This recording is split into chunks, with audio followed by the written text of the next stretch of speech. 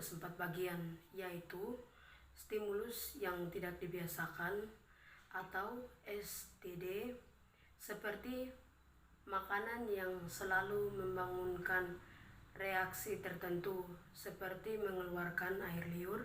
Yang kedua, respon tidak dibiasakan atau RTDS.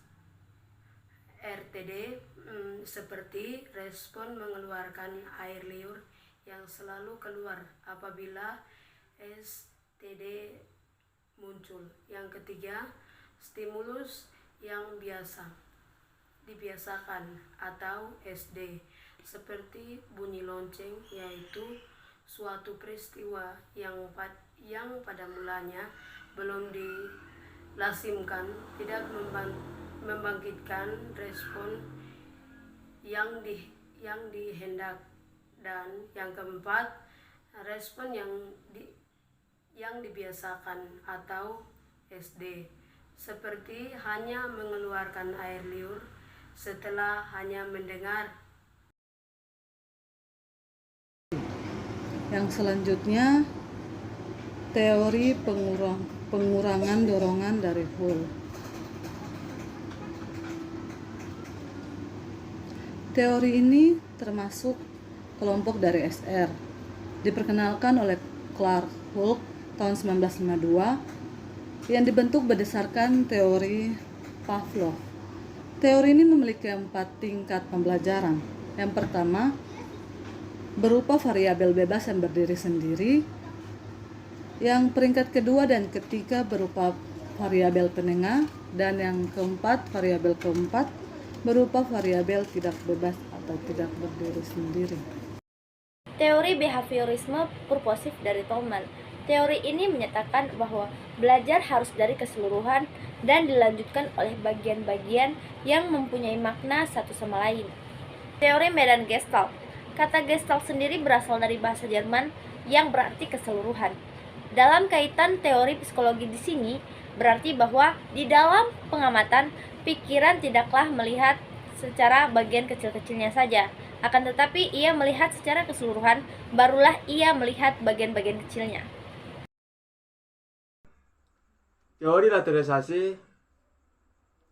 Banyak pakar psikologi yang meragukan teori lateralisasi, bahwa pusat-pusat bahasa dan ucapan berada bagian otak sebelah kiri. Kita akan lihat beberapa eksperimen untuk menyongkong teori lateralisasi. Yang pertama ialah tes menyimak rangkap.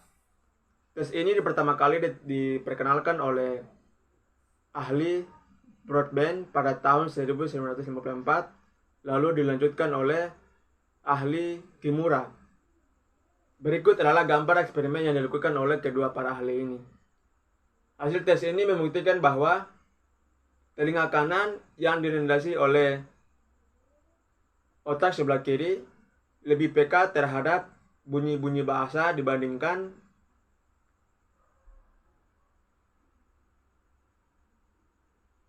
telinga kiri yang direndasi oleh otak sebelah kanan.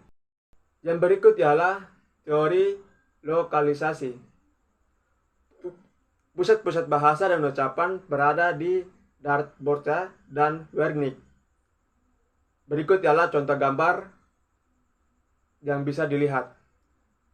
Gambar tersebut menunjukkan wilayah dalam otak. Pada bagian hand dan writing adalah wilayah yang mengenalkan tangan kanan.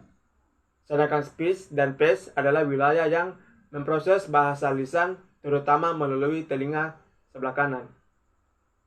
Sedangkan taktil adalah wilayah yang memproses informasi penginderaan melalui kulit, saraf, dan tangan kanan. Sedangkan visual ialah wilayah yang memproses bahasa tulis. Dan bagian tepi yang bernama frontal, parental, occipital, dan temporal tidak terpengaruh dalam proses bahasa tulis.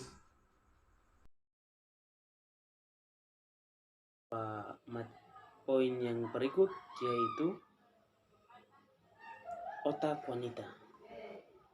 Ukuran otak pria itu lebih besar 10 sampai 15%. Namun otak wanita itu lebih unggul. Mengapa teori wanita itu unggul? Karena ada banyak teori dari Dr. Raguel Gur, psikiater. Dia dari Universitas California mengatakan bahwa memang tidak ada seorang ahli pun bisa menyodorkan kesimpulan apa arti perbedaan fisik otak pria dan wanita itu. Jadi dalam ukuran, struktur, dan kepekaan, namun yang jelas itu meskipun otak pria dan wanita melakukan pekerja yang sama, tetapi cara kerja keduanya yang berbeda. Perbedaannya adalah satu,